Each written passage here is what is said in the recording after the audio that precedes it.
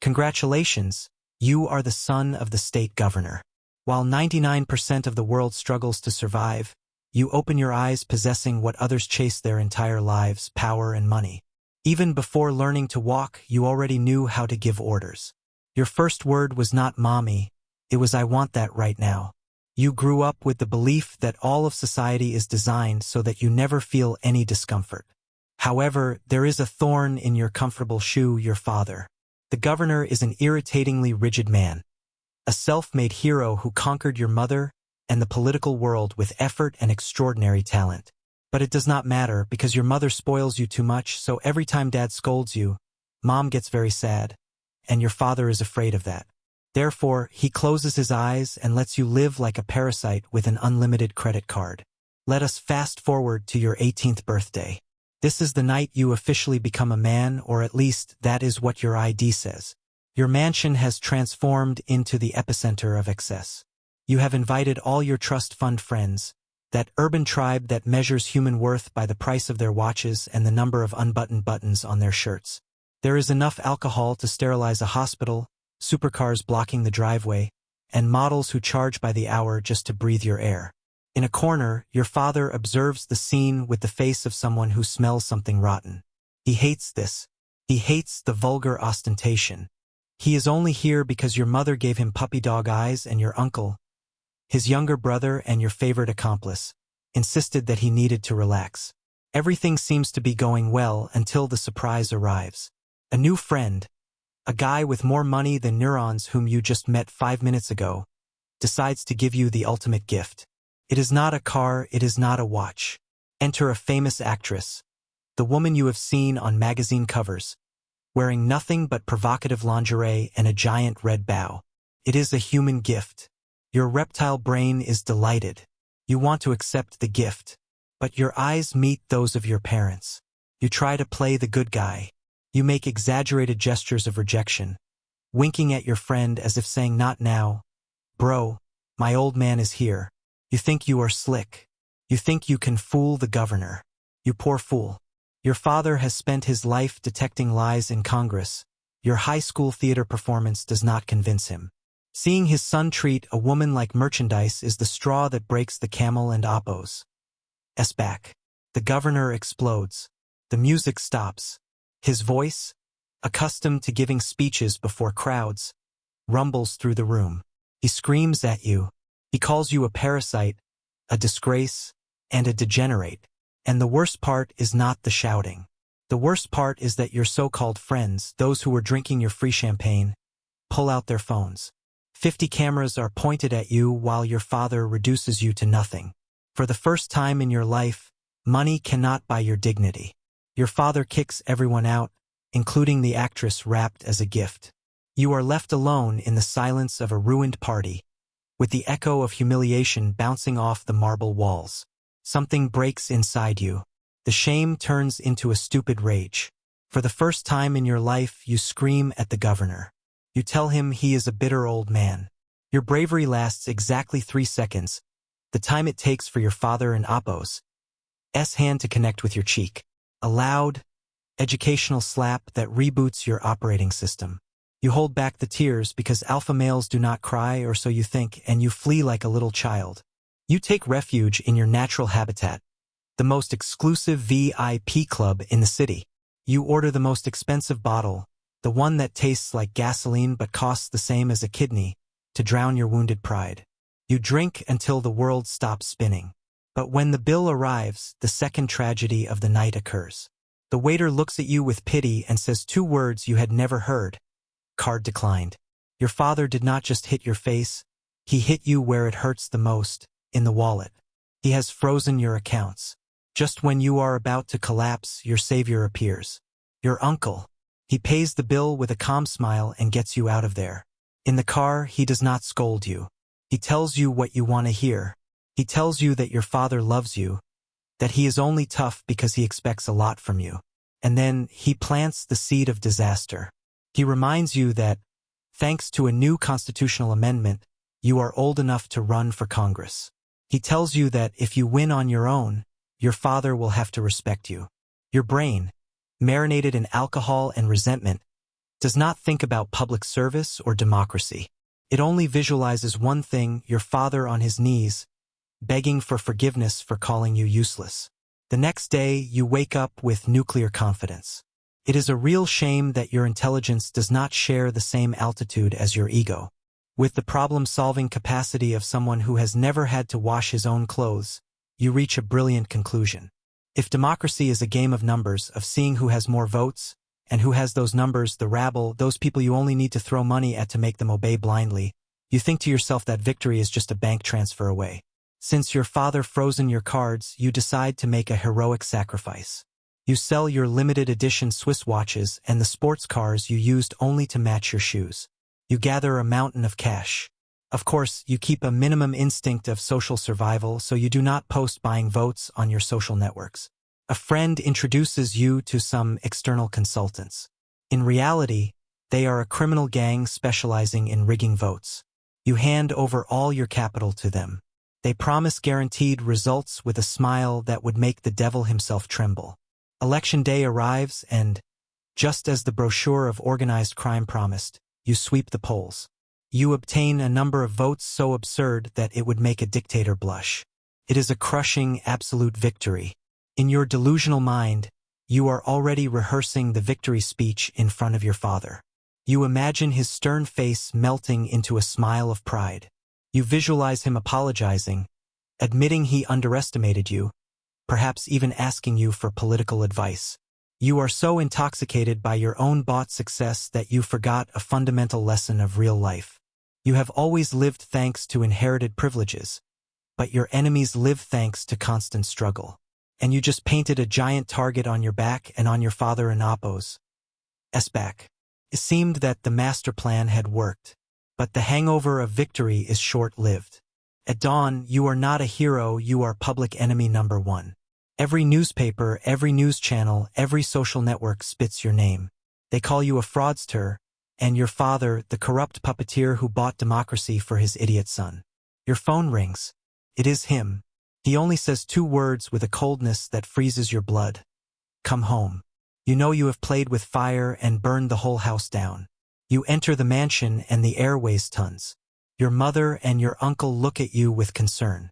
Your father is sitting. He is a statue of absolute disappointment. Your survival instinct activates. You throw yourself to the floor, you kneel down. You unleash the usual speech: I did it for the family, I had good intentions. You know those crocodile tears will not work with your father, but they will soften your mother and uncle, who will defend you from his wrath. You do not feel real guilt, you only feel terror at your father-in-law's fury. You wait for the screams. You wait for the blows. But there is only silence. A terrifying silence that lasts an eternity. Your father looks at you, not with anger, but with an infinite resignation.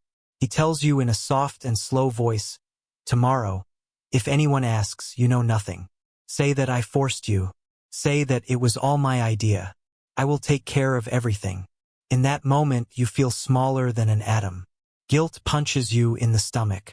For the first time, you wish he would beat you, scream at you until he lost his voice. Because seeing your father destroy his life to save yours hurts much more than any physical blow. The next day, reality hits you with the force of a freight train. The Federal Election Commission investigators do not play games. Their results are fast and brutal. 100% of your votes are fraudulent. Before you can even finish your morning coffee, the federal police break down your door. There is no time for calls. There is no time for bribes. They drag you out of your glass palace. As they take you away in handcuffs, you see the scene in slow motion. Your mother collapses, screaming and crying as if her soul were being torn out, an image of pure pain that will haunt you forever. And your father is simply there, standing with a terrifying calm, looking at you not like a criminal, but like a father watching his son go off to war. In the interrogation room, the air is cold and metallic. You prepare yourself mentally. You are going to confess. You are going to tell them it was you, that your stupidity and ego bought those votes. But then, the interrogator throws you a curveball you did not see coming. With a soft, almost understanding voice, he asks you, was it your father who forced you to do this? Did he threaten you if you did not win? Your brain freezes. Suddenly, your father and Apo's words from the night before make sense. He was not planning to save himself. He was planning to sacrifice himself. He knew the political system wanted his head, not yours. You want to scream the truth. You want to say, no, he is innocent, I am the guilty one. But your mind and body are two divorced entities. Your body, molded by years of comfort and lack of character, takes control. When you try to deny, your head nods slightly. When you try to defend him, your eyes fill with tears that the police interpret as fear of an abusive father. Your biological cowardice confirms the lie. The interrogator, satisfied, slams the folder shut. They do not need anything else. They have their scapegoat. You spend the night in a cell devoured by guilt. At dawn, they release you. An inspector receives you with a paternal smile and gives you the news. Thanks to your brave testimony and your father and Apo's written confession, you are free. Your father, however, has been stripped of his immunity, impeached, and faces an almost certain sentence of 9 years in prison. The inspector pats you on the back and says, "Congratulations, son. You are finally free of that monster." Those words burn you like acid. You want to vomit. You want to scream that the only monster is you. But you have been a coward for so long that your body has learned to love its own cowardice. You remain silent. Again, you get into the patrol car that will take you home. You just want to see your mother, kneel down, and confess everything to her, from your crime to your betrayal. The car winds through the mountain road. Suddenly, on a sharp curve, you feel the vehicle accelerate. The driver steps on the brake once, twice. Nothing. The pedal touches the floor without resistance. It is not a mechanical failure, it is a death sentence. The car crashes through the guardrail and, as you fall into the void, the last thing you feel is not fear, but a strange and dark justice. You open your eyes. The ceiling does not have the crystal chandelier you are used to. There are cracks, dampness, and a smell of cheap soup. You are not in heaven, and you are definitely not in your mansion. A man with skin tanned by the sun approaches. He explains that you really are very lucky. The car fell down the ravine, but the dense vegetation cushioned the vehicle and Apo's fall, so you are still alive. But the police officer escorting you was not that lucky. A branch went through the windshield and his chest, turning him into an instant human skewer. You find out that you have been unconscious for 2 days. Panic invades you. You have to go back. You ask where you are and the answer freezes you. You are in the middle of nowhere, miles from civilization.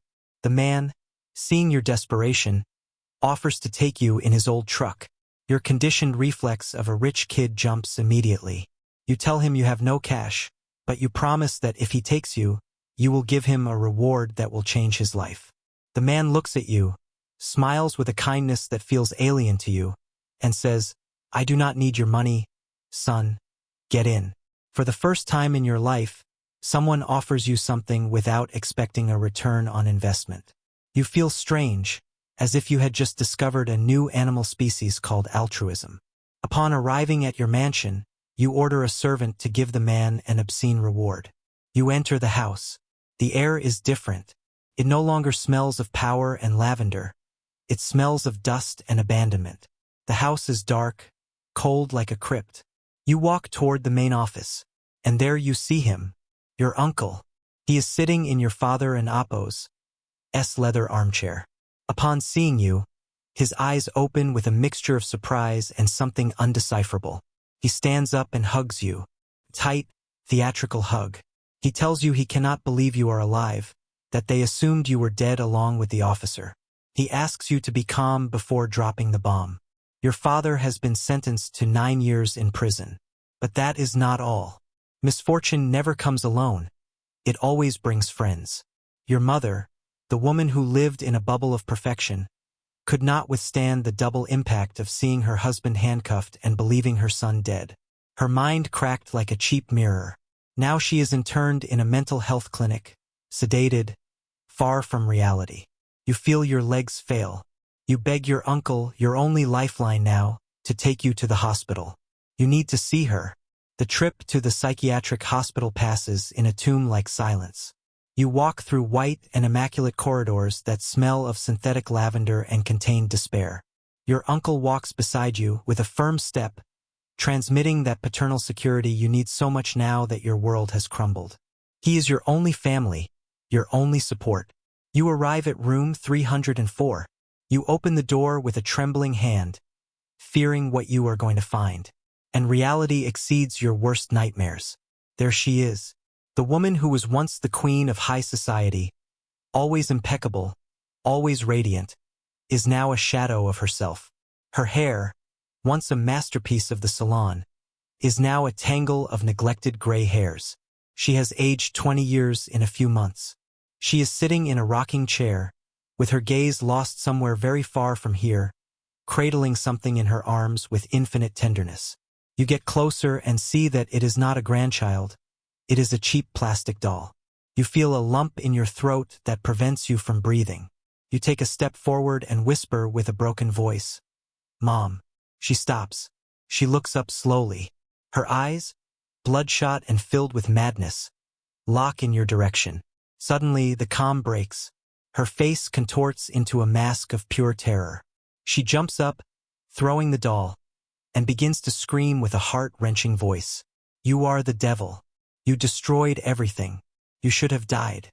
Every word is a death sentence for your soul. She is right. You are the guilty one.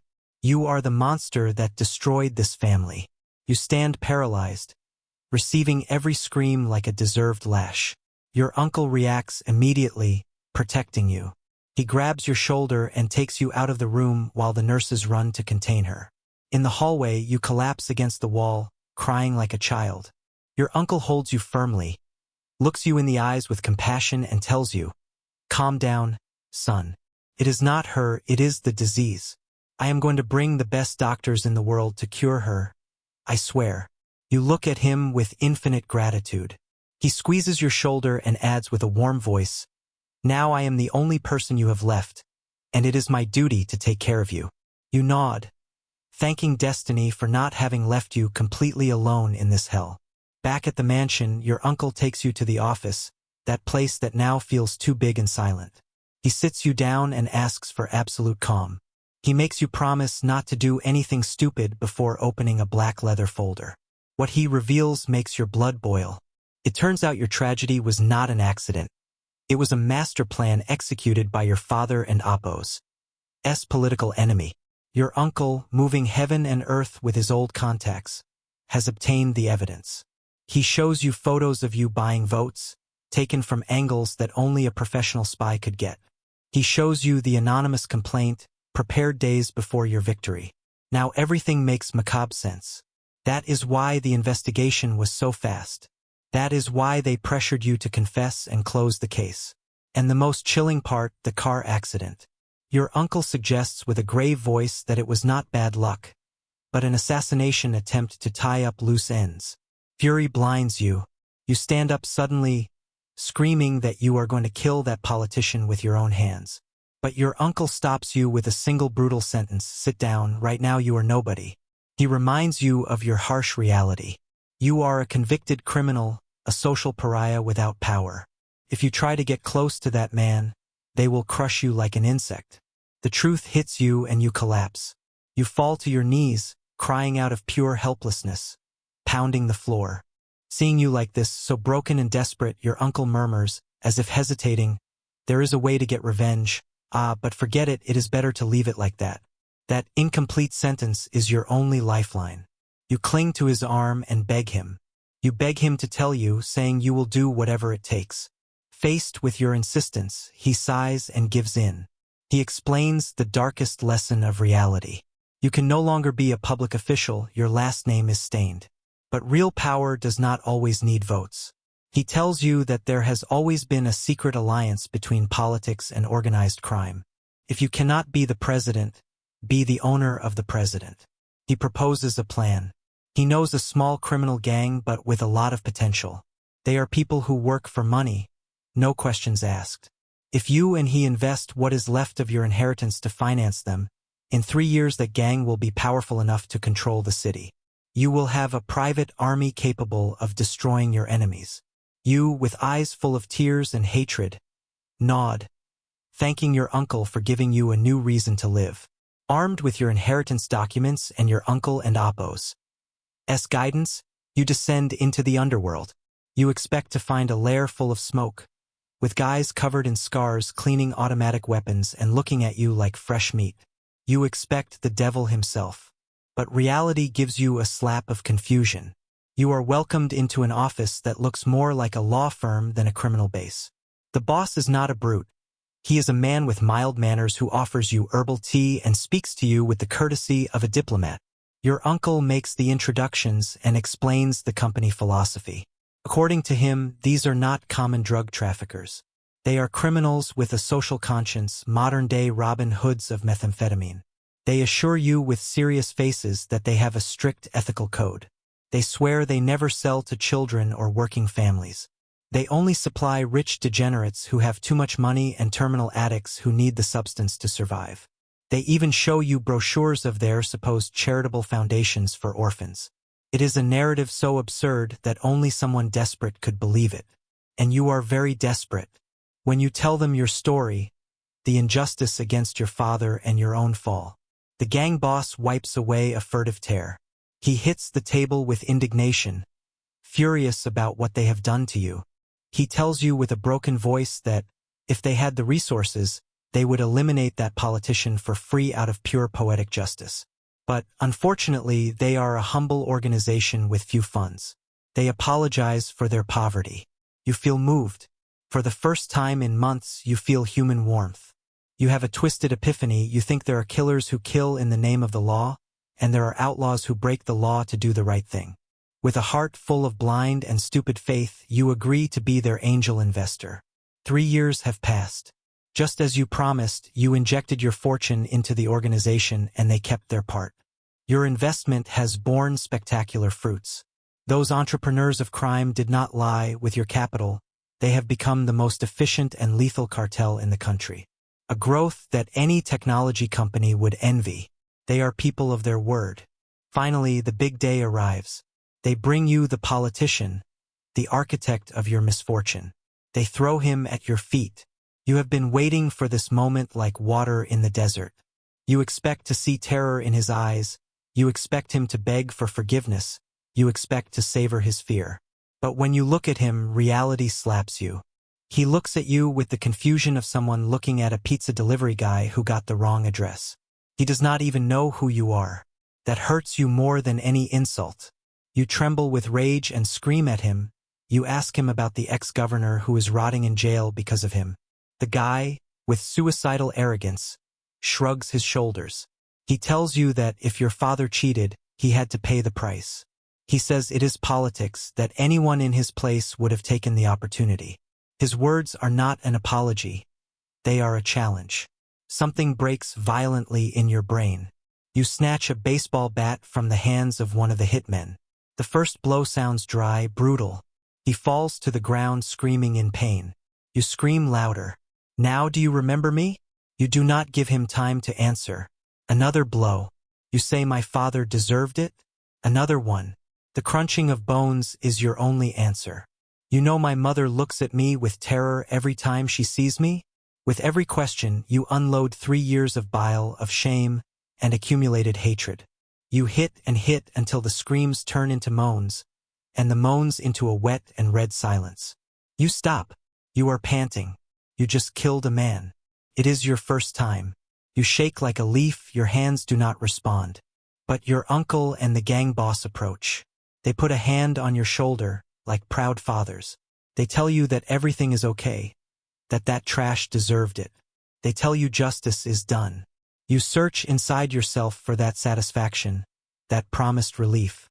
But there is nothing. Only an immense and cold void. You do not feel better. However, your mind, an expert in self-deception, gives you one last hope. You tell yourself it does not matter. You just have to wait 6 more years. Dad will be free and then everyone will be a happy family again. As you mentally calculate the days for the family reunion, you feel the cold kiss of a steel barrel on the back of your neck. You turn around expecting to see the gang boss, but you find your uncle and Appo's eyes. Your pillar. Your savior. You stay petrified. He looks at you with a mixture of boredom and disgust and tells you, you should have died in that ravine 3 years ago. If you had an ounce of brain, you would have thanked God for the miracle and hidden in some hole. You do not understand anything. Your brain refuses to process it. Then, he decides to have mercy and tell you the final joke. He confesses that since he was a child, he lived under the giant shadow of your father. Your father stole everything from him, his parents and Apo's, attention, political power, and most importantly, the woman he loved, your mother. He always desired her. He smiles in a way that turns your stomach as he describes the orgasmic pleasure he felt snatching everything from his perfect brother. His career, his freedom, his wife, and his son. And then, he gives you the final stab. Do you remember that day at the hospital? When your mother screamed that you were the devil. She was not looking at you. She was looking at me. I was always standing right behind you. She knew who the real monster was, but you were too busy being the protagonist of your own tragedy to realize it. He tells you that he is telling you this so you can die in peace, knowing the truth. It is his way of thanking you. Thanks to your stupidity and your cowardice. His revenge was a walk in the park. The sound of the gunshot is the last thing you hear. The screen goes to black. 6 years pass. The doors of the state prison open. Your uncle is there, waiting, leaning against a luxury car. He is anxious, excited. He wants to see the destroyed face of his older brother. He wants to savor his final victory over him. He expects to see a broken man. But the minutes pass and no one comes out. Your uncle and Apo's smile is erased. He panics. He sends his men to investigate and discovers the unthinkable. Your father is no longer there. He vanished hours before the official release. Fury consumes your uncle. He screams at his hitmen with the desperation of someone who knows the real war has just begun. Find him. Bring him to me right now. Dead or alive, but I want to see his corpse. Thus ends the journey of our unfortunate heir. He went from a golden cradle to an anonymous grave, demonstrating to us that privilege without character is only a shortcut to disaster. The lesson is clear and painful. In the game of power, naivety is the capital sin. Money can buy you a seat at the table, but it cannot buy you the intelligence to know who wants to serve you and who wants to eat you. However, do not believe the curtain has fallen permanently. Evil has triumphed today, but it has made a fatal mistake. There is a man who has lost everything except his thirst for revenge. And now he is out there, hunting in the shadows. The true war between brothers is just beginning. That is all for today. I will make similar videos in the future. Subscribe to watch them.